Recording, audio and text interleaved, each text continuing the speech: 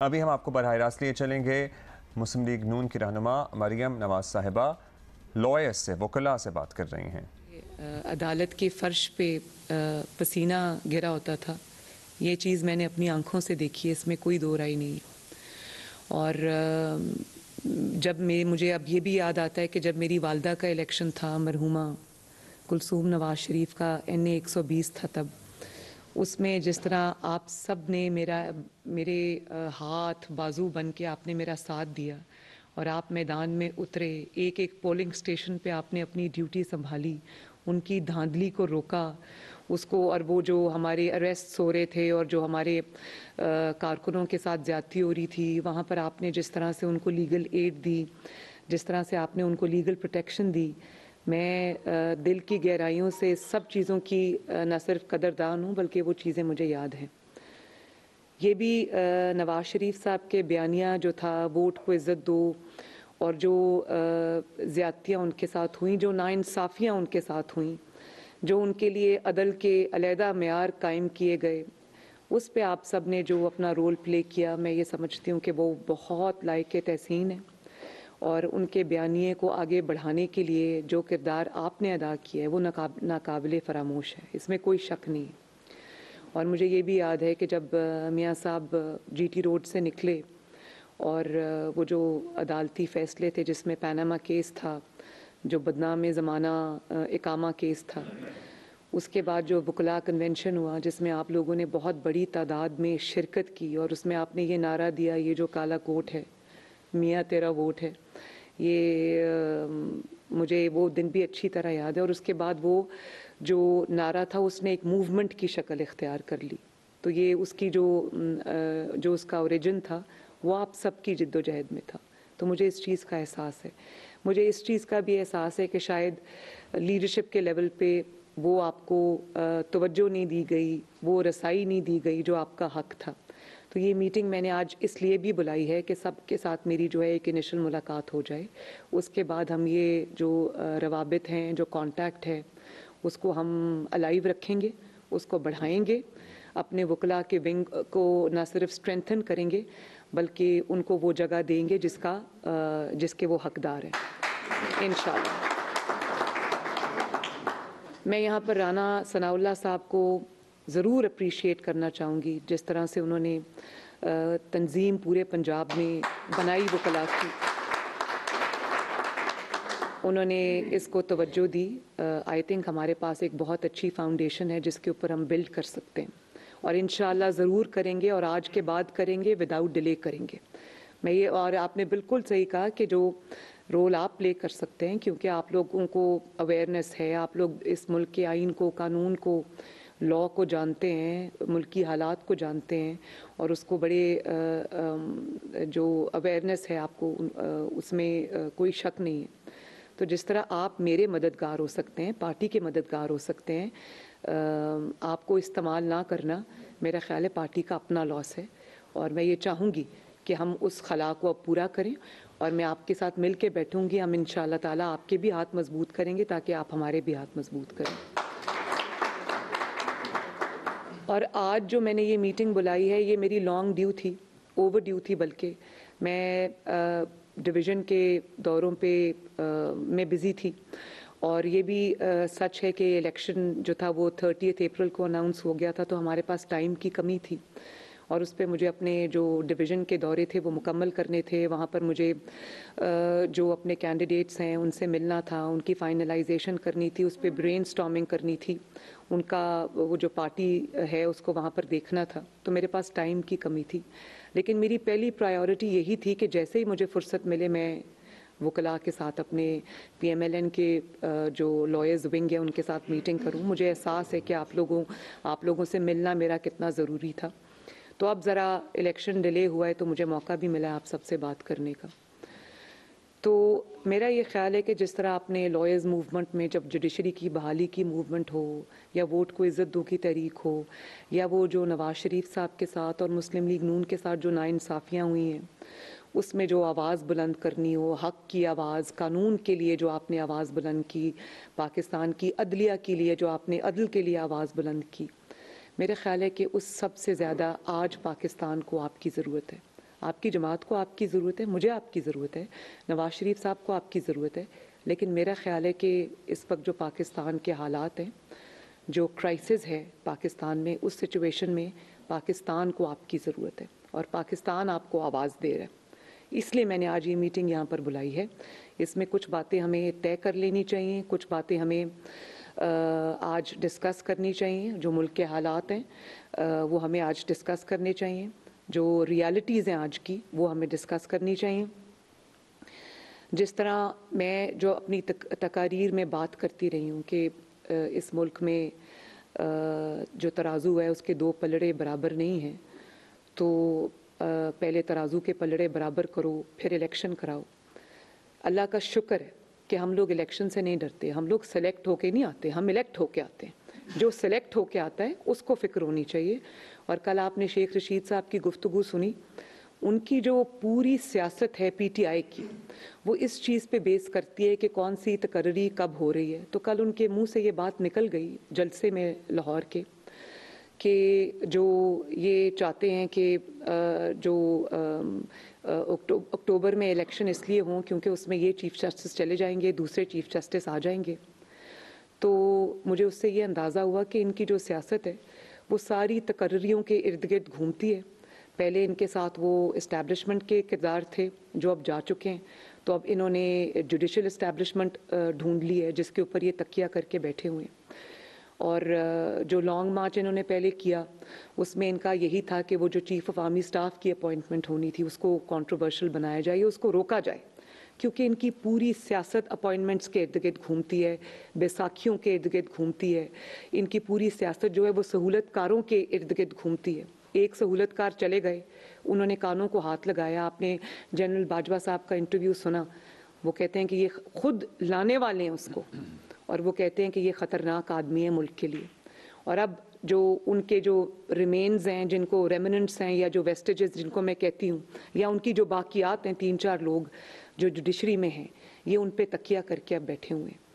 تو اور آپ یہ دیکھیں کہ جس طرح سے میں نے پاکستان کی کم از کم تاریخ میں نے یہ کبھی ہوتے نہیں دیکھا. آپ لوگ اس کو میرے سے زیادہ غور سے بلکہ لیگل پوائنٹ آف ویو سے دیکھ رہے ہوں گے کہ ایک شخص جس نے بریزنلی بلیٹنٹلی اس نے پاکستان کے قانون کو فلاؤٹ کیا, پاکستان کے قانون کو پاؤں کے نیچے روندا. پولیس نے جب عدلیہ نے اس کو کہا کہ آؤ اور پیش ہو, وہ شخص نہیں گیا. وہ اپنے گھر میں چھپا رہا. کبھی اس نے پلاسٹر کا بہانہ بنایا, کبھی اس نے بیماریوں کا بہانہ بنایا, کبھی اس نے جو ہے وہ جان کو میری خطرہ ہے اس کا اس نے بہانہ بنایا. وہ نہیں گیا. اور جب وہ گیا, اس نے جتھے لے کر حملہ آور وہ ہوا لاہور ہائی کورٹ میں بھی, جوڈیشل کمپلیکس اسلام آباد میں بھی. مجھے پاکستان کی تاریخ میں آپ بتائیں کب ان آنکھوں نے, یا as a student of politics یا آپ ایز اسٹوڈنٹ آف لا, آپ نے کب دیکھا ہے کہ پاکستان کی تاریخ میں کسی کو یہ سہولت حاصل ہوئی ہو؟ اور ابھی نواز شریف صاحب کے مقابلے میں اس کو کسی نے انگلی بھی نہیں لگائی.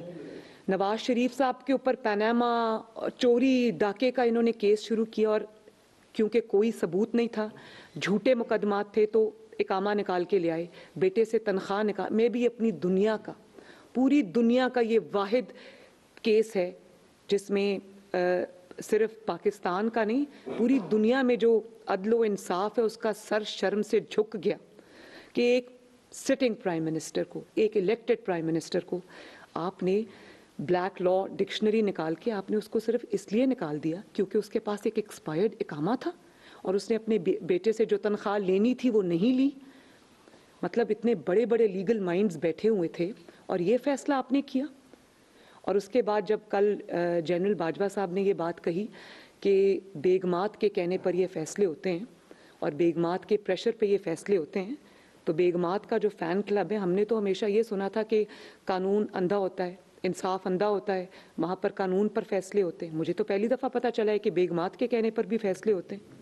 اور اس کا ثبوت پوری قوم نے دیکھا کہ جب پیناما بینچ کا جس دن فیصلہ اناؤنس ہونا تھا तो नवाज शरीफ साहब को डिस्क्वालीफाई करना था। इनके बीवी बच्चे, चाहे वो जस्टिस खोसा हो या वो जस्टिस साकिब निसार हो या बाकी पैनामा बेंच के लोग, इनके बच्चे और बीवियां अदालत में मौजूद थे। उनको फैसले का पहले से इल्म था। उनके फेसबुक अकाउंट्स, उनके ट्विटर अकाउंट्स आप उठा के देख लें।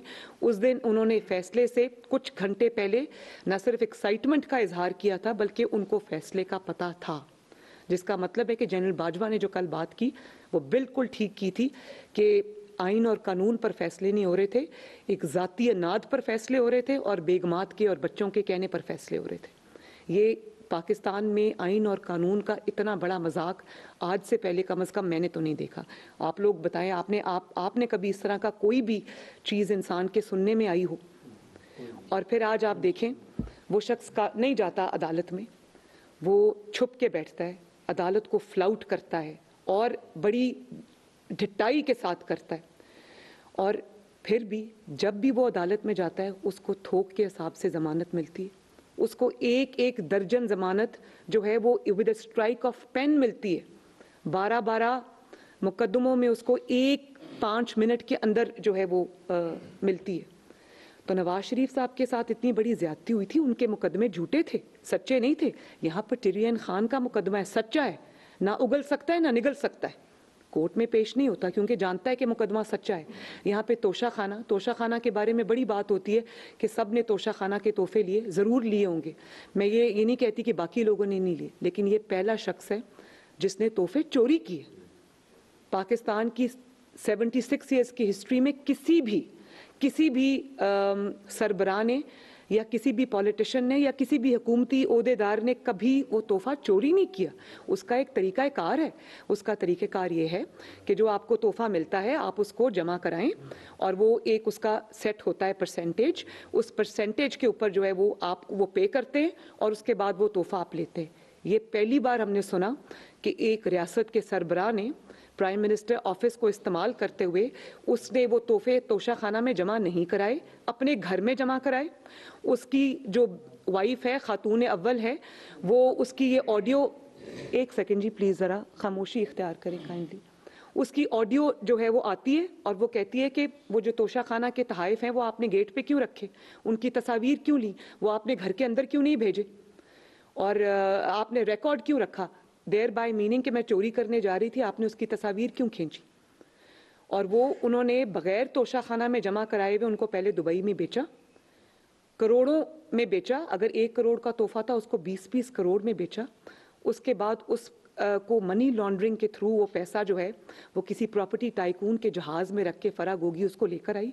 वो पैसा किधर गया, किस अकाउंट में गया, कोई नहीं जानता, किसी को नहीं पता। अगर इसको मनी लॉन्ड्रिंग नहीं कहते तो किसको कहते हैं। उसके बाद उसको जमा नहीं कराया, उसकी एक छोटी सी परसेंटेज जमा करा दी बेचने के बाद तोशा खाना के अंदर, और उसके बाद भी उसका कोई रिकॉर्ड नहीं था, उसको आपने डिक्लेयर नहीं किया। और जब आपको ये पता चला कि आपके ऊपर ग्रिप टाइटन हो रही है, आपके गले में जो फंदा है वो एहतसाब का डाला जा रहा है या आपकी हुकूमत जा रही है, तो जल्दी जल्दी जो है वो डिक्लेरेशंस वो भी झूठी इन्होंने जमा कराई। तो पाकिस्तान का कानून किधर सो रहा है? इकामा पर एक आप वज़ीर आज़म को निकाल सकते हैं, ये तो ग्लेयरिंग चीज़ें, इनके ऊपर वो कोर्ट नहीं जाता क्योंकि वो जानता है कि तोशा खाना भी सच्चा है। फॉरेन फंडिंग में जो ECP का डिसीजन आया है, वो डिसीजन में जिस किस्म के ब्लेटेंट और वो इररिफ्यूटेबल एविडेंस है हर पेज के ऊपर, आप लोगों ने पढ़ा होगा, आप लॉयर्स हैं, आप उसको वो रिफ्यूट कर सकता है कोई? और अगर वो केस सच्चा ना होता तो 7 साल ये सांप बनकर उसके ऊपर ना बैठा रहता। 7 साल इसने इस्टेब्लिशमेंट की मदद से और फिर अपनी हुकूमत जो 4 साल रही है उसमें इसने वो केस खुलने नहीं दिया फॉरेन फंडिंग का। उसकी वजह यह है कि हाथ रंगे हुए थे, लेकिन कोई अदालत उसका कुछ नहीं बिगाड़ सकी। किसी अदालत में वो पेश होने से इनकारी है, कोई अदालत पूरा अपना जोर लगा के उसको अदालत में पेश नहीं कर सकी। और जब जाता है तो जत्थे लेकर अदालत पे हमलावर हो जाता है। मैं गुजरी हूँ उस प्रोसेस से, 100 से ज़ायद पेशियाँ मेरी हैं झूठे मुकदमात पे। नवाज शरीफ साहब की 200 से ज़ायद पेशियाँ झूठे मुकदमात में। ये आपके पास सामने राना सनाउल्लाह बैठे हैं, झूठा मुकदमा इन पे बना। हमें एक दिन बताएं कि हम कभी जत्था लेकर गए हों कोर्ट के अंदर? हमारे तो दिमागों में भी ये बात नहीं आती थी, जानते हुए कि ये इंतकाम है, जानते हुए कि ये झूठे मुकदमात हैं। हम लोग एक शरीफ शहरी की तरह कोर्ट के सामने पेश होते रहे।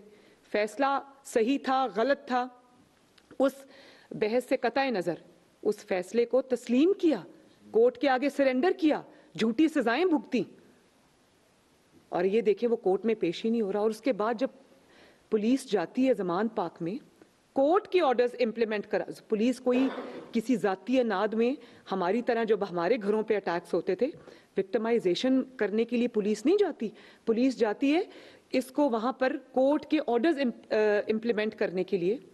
तो वहां पर जमान पाक से पुलिस के ऊपर हमला होता है, वहां से पेट्रोल बॉम्ब्स फेंके जाते हैं, वहां से गुलेलें चलाई जाती हैं, वहां से पुलिस वालों के सर फाड़े जाते हैं, सर तोड़े जाते हैं, उनको वो बेचारे गिरे पड़े थे, पूरी रियासत के ऊपर हमला हुआ वहां से, सिर्फ इसलिए कि पुलिस वहां पर कोर्ट के ऑर्डर्स इंप्लीमेंट करने गई।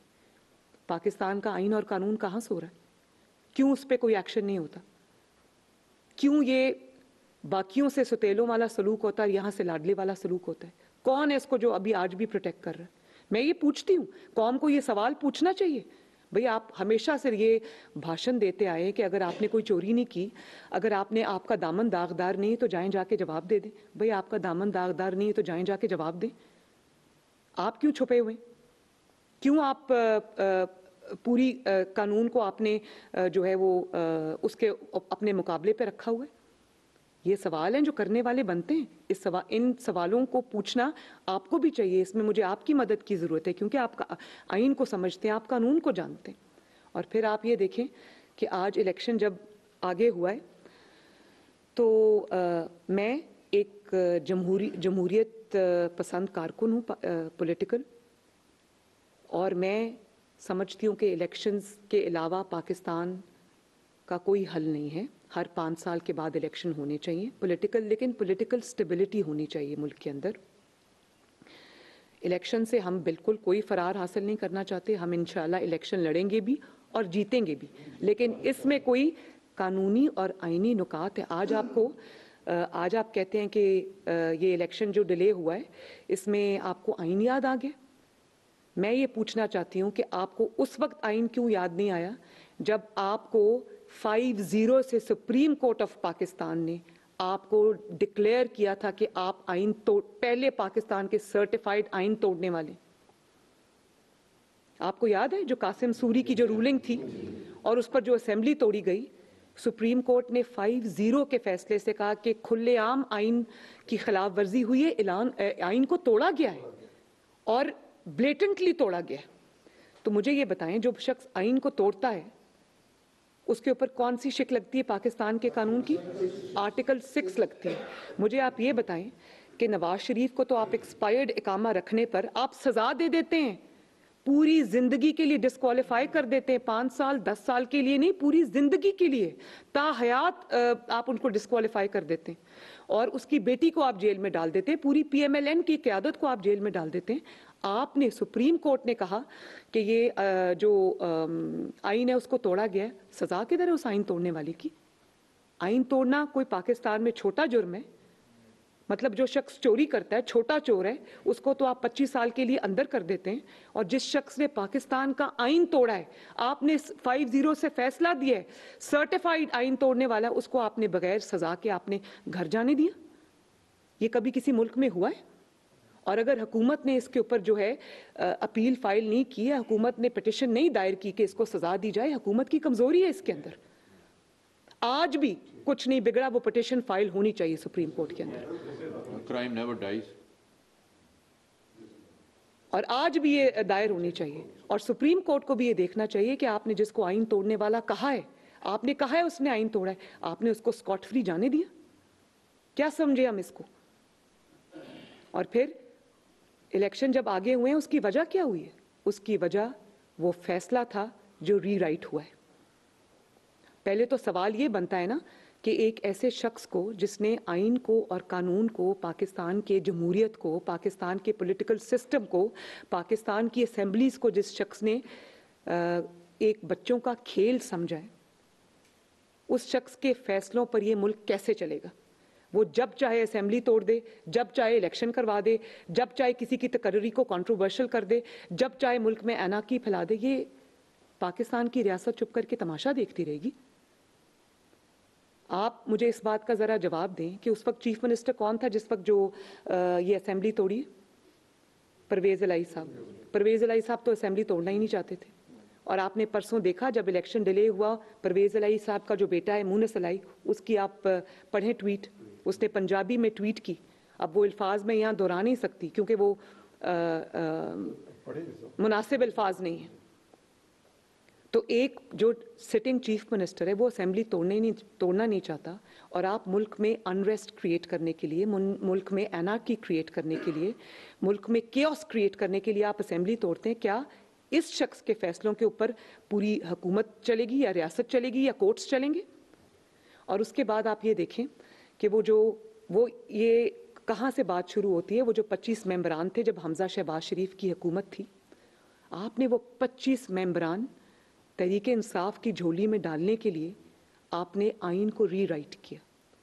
जिस तरह इकामा का फैसला आज तक कोई दुनिया की अदालत या कोई इवन पनामा जजेस जो हैं उसको जस्टिफाई नहीं कर सकते, इसी तरह जो आइन को रीराइट किया गया वो भी आज भी कोई आइन को रीराइट करने वाले भी उसको जस्टिफाई नहीं कर सकते। वो बहुत बड़ा स्टिग्मा है आइन के ऊपर, कानून के ऊपर, अदल के ऊपर और अदलिया के ऊपर, और उसी से इस क्राइसिस ने जन्म लिया। और उसके बाद आप ये देखिए, सुओ मोटो नोटिस एक नोट लिखता है एक बेंच, एजाजुल एहसन, जस्टिस एजाजुल एहसन और जस्टिस मुजाहिर अली नकवी, केस उनके सामने कोई और है, अचानक वो एक नोट लिख के भेजते हैं सुप्रीम कोर्ट के सीजेपी को, और वो उसके ऊपर सुओ मोटो लेते हैं। वो सुओ मोटो लेते हैं और उस पे जो है वो ऐसी चीज़ को ज़ेर बहस ले आते हैं जो उस वक्त वहाँ पर बहस में थी नहीं। और उसके बाद जस्टिस अतर मिनल्ला ने बहुत पर्टिनेंट क्वेश्चन उठाया। उन्होंने ये कहा कि आप पहले इस चीज़ को वे किया जाना चाहिए कि असेंबली टूटी क्यों, लेकिन उनको बेंच में शामिल नहीं किया गया, उनको अलहदा कर दिया गया बेंच से, वो बेंच ख़त्म हो गया।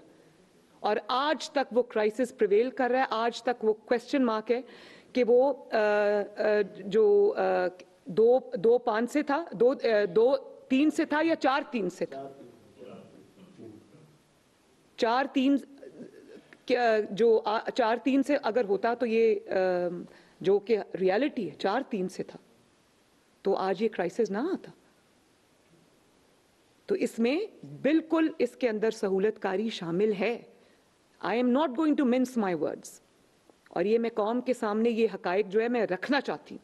उसी की वजह से ये controversial suo motu, controversial note जो जस्टिस मुजाहिर अली नकवी और एजाजुल एहसन साहब ने लिखा, और उसके ऊपर कॉन्ट्रोवर्शियल बेंच, मैंने तो कहा था कि ये बेंच इस तरह से नहीं बनने चाहिए, और उन पे एतराज़ हुआ। आप देखें कि उन दोनों जजेस के ऊपर फाइनेंशियल जो मामलात हैं उनका सुप्रीम जुडिशल काउंसिल के मुजाहिर अली नकवी साहब का केस है वहाँ पर, और वो अभी तक बेंच नंबर 1 में, उनको बल्कि उल्टा बेंच नंबर 1 में डाल दिया। तो और अगर कोई बात करे वो तौहीन अदालत हो जाती है। तौहीन अदालत तो तब होती है जब अदालत से अदल नहीं होता और इंसाफ नहीं होता और करप्ट जजेस को प्रोटेक्ट किया जाता है। हर पाकिस्तानी का हक है कि अगर कौम के सामने सबूत आ गए कि कोई जज अगर करप्ट है या कोई जज जो है वो सोल्ड आउट है या किसी जज ने किसी की सहूलतकारी की है, अब आप मुझे बताएं उसके लिए आपको और क्या एविडेंस की ज़रूरत है। वो जो ऑडियो सामने आई हैं जिसमें वो फवाद चौधरी साहब कह रहे हैं कि जी ट्रक खड़ा कर दो, मतलब पहली बार सुना है कि पाकिस्तान की अदालती तारीख में ट्रक्स की बात हो रही है, और आप सब जानते हैं कि ट्रक किस चीज़ के लिए स्टैंड करता है। यास्मीन राशिद साहिबा कह रही हैं कि सुप्रीम कोर्ट में हमारे बंदे बैठे। चौधरी परवेज़ इलाही साहब की ऑडियो है कि वो कह रहे हैं कि ये बेंच के आगे मेरा केस लगाओ। अगर इसको मैच फिक्सिंग और बेंच फिक्सिंग इसको नहीं कहते तो फिर किसको कहते हैं? और इसके खिलाफ जो बात करे, इसके खिलाफ जो इस नाइंसाफ़ी के खिलाफ आवाज़ उठाए, उसके ऊपर आप उसको तौहीन लगा दें या कहा जाए कि इसको तौहीन अदालत में पकड़ लो। तो इस तरह से अदल की इज़्ज़त, इंसाफ की इज़्ज़त, अदलिया की इज़्ज़त जो है उसके फैसलों से होती है, उसके फैसले बोलते हैं। यहाँ पे ट्रक्स बोल रहे हैं, यहाँ पे बेगमात बोल रही हैं, यहाँ पर बच्चे बोल रहे हैं। कभी पाकिस्तान का मैंने इससे बुरा हाल कभी नहीं देखा। डिक्टेटरशिप्स में भी कुछ जो है वो फसाद रखा जाता है। और फिर आप ये देखें कि अभी जो इलेक्शन आगे गया है उसमें आप कह रहे हैं कि आइन की खिलाफ वर्जी हुई है। पहले तो आइन की बात आप सबके मुंह से अच्छी नहीं लगती, आप आइन तोड़ने वालों में से। दूसरी बात कि सिलेक्टिव एप्लीकेशन आइन की क्यों हो रही है? आइन कहता है कि 90 डेज में इलेक्शन होंगे, पूरे मुल्क में केयर टेकर हुकूमत होगी। तो मुझे ये बताएं कि जो शख्स आज ये बात कर रहा है, कल अगर पंजाब असेंबली का इलेक्शन मुस्लिम लीग नून जीत जाती है तो वो ज़हनी तौर पे बीमार शख्स जो है या जो फितना करने के लिए पाकिस्तान में लॉन्च किया गया है, क्या गारंटी है कि वो ये पंजाब असेंबली अगर नून लीग जीत जाती है तो वो फैसला मान लेगा? और उसके बाद वो KPK अगर जीत जाता है, वहाँ पर उसकी फॉलोइंग है, अगर KPK में वो जीत जाता है तो वो कौन इस बात की गारंटी देगा कि वो जीत के वो दोबारा असेंबली नहीं तोड़ेगा? और कौन इस बात की गारंटी देगा कि पंजाब असेंबली का इलेक्शन अगर PMLN जीत जाती है तो ये नहीं कहेगा कि ये धांधली हुई है क्योंकि शहबाज शरीफ ऊपर फेडरल गवर्नमेंट में प्राइम मिनिस्टर था, उसके नीचे ये प्रोविंशियल असेंबली का इलेक्शन हुआ है इसलिए इसमें धांधली हुई है? और कौन इस चीज़ की मुझे गारंटी देगा जो आज ये कह रहा है कि मोहसिन नकवी जो है उसने मेरे खिलाफ साजिश की है, जो पंजाब के केयर टेकर चीफ मिनिस्टर हैं। इमरान ये कह रहा है कि मोहसिन नकवी ने मेरे खिलाफ साजिश की है और मोहसिन नकवी मेरे कत्ल की प्लानिंग कर रहा है। तो Mohsin Naqvi care taker chief minister के नीचे जब इलेक्शन पंजाब का होगा तो कौन ये मुझे गारंटी देगा कि इमरान खान ये कहेगा कि बिल्कुल फ्री एंड फेयर इलेक्शन हुआ है? तो ये मसाइल जब कल भी होंगे, आज भी हैं, तो सिलेक्टिव एप्लीकेशन तो आइन की नहीं हो सकती ना। और फिर कभी सुना किसी ने कि जब इलेक्शन होगा आधे मुल्क में केयर टेकर गवर्नमेंट होगी और आधे मुल्क के अंदर जो है वो केयर टेकर नहीं होगी? तो ये कोई ये सिलेक्टिव एप्लीकेशन तो आइन की नहीं हो सकती ना। और फिर क्या पाकिस्तान के अंदर ये रिवायत होगी कि एक बेवकूफ़ शख्स से जो मंशियात ज़दा दिमाग है उसके फैसलों से हमेशा ये हुआ करे कि हर 5 साल के बाद, 4.5 साल के बाद जो है वो इलेक्शन हुआ करे पंजाब और KP का, और 5 साल के बाद जो है वो फेडरल गवर्नमेंट का और बाकी 2 सूबों का, बलूचिस्तान और सिंध का इलेक्शन हुआ करे? क्या ये करना जो है ये इतनी बड़ी आइन के साथ गद्दारी नहीं है? इसका जवाब कौन देगा? क्या हर 5 साल बाद यही ड्रामा हुआ करेगा? और वो ऐसे शख्स के कहने में जिसका काम ही यही है, जिसको लॉन्च ही बाहर गैर मुल्की ताकतों की तरफ से किया गया है कि पाकिस्तान में केओस और एनार्की फैलाओ, पाकिस्तान में अनरेस्ट फैलाओ ताकि पाकिस्तान तरक्की ना कर सके। जब से ये शख्स पाकिस्तान की सियासत में आया, पाकिस्तान ने सुख का सांस नहीं लिया, पाकिस्तान डाउन हिल जा रहा है। कल जब ये कह रहा था कि कीमतें यहाँ से यहाँ पहुँच गई हैं, डॉलर यहाँ से यहाँ पहुँच गया है, तो मैं ये सवाल करना चाहती हूँ, जब नवाज शरीफ के दौर में कीमतें भी स्टेबलाइज थी, डॉलर भी स्टेबलाइज था, जो पाकिस्तान का रुपया डॉलर की जो है प्राइस उसमें, तो उसके बाद क्यों इस नाअहल शख्स के हवाले मुल्क किया गया? क्यों वो सब किया गया? उसके लिए पूरा स्टेज सेट किया गया कि ये नाअहल आए और पाकिस्तान में तबाही मचाए। सवाल अब से नहीं होगा, 2022 से सवाल नहीं शुरू होगा, 2017-18 से सवाल शुरू होंगे, क्योंकि मुल्क का जो जवाल है उस दिन से शुरू हुआ और उसका ये शख्स जिम्मेदार है। इसके कहने पर रियासत नहीं चल सकती, रियासत को पूरी कुव्वत से इसको रोकना पड़ेगा, वरना ये मुल्क जो है ये गलत हाथों में चला जाएगा। तो इसके लिए मुझे आप सबके मदद की भी ज़रूरत है। मैं ये चाहूँगी कि आपकी बड़ी तवाना आवाज़ है, आपकी बड़ी सॉलिड आवाज़ है, आपकी बात में वज़न है। आप लोग इस मुल्क के लिए अपनी आवाज़ को बुलंद करें। आप इस मुल्क के आइन के मुहाफ़िज़ हैं, इस मुल्क के कानून के मुहाफ़िज़ हैं। आप इस मुल्क के लिए, इस मुल्क की बका के लिए, आने वाली नस्लों के लिए आप अपनी आवाज़ को बुलंद करें और कोई भी गैर कानूनी चीज़ मानने से इनकार कर दें, सहूलतकारी से इनकार कर दें कि अगर कोई सहूलतकारी हो रही है तो उनको नेम और शेम किया जाना चाहिए। मेरे पास इस तरह के हकाइक हैं लाहौर हाई कोर्ट के चंद लोगों के बारे में कि अगर मैं यहाँ आज बयान कर दूँ तो बहुत बड़ा क्राइसिस हो जाएगा यहाँ पर, और मुझे अफसोस है कि वो बात मुझे अपने अंदर रखनी पड़ी। वो बात कौम के सामने आनी चाहिए कि किसने किसको ये कहा कि आपकी बेटी नहीं है।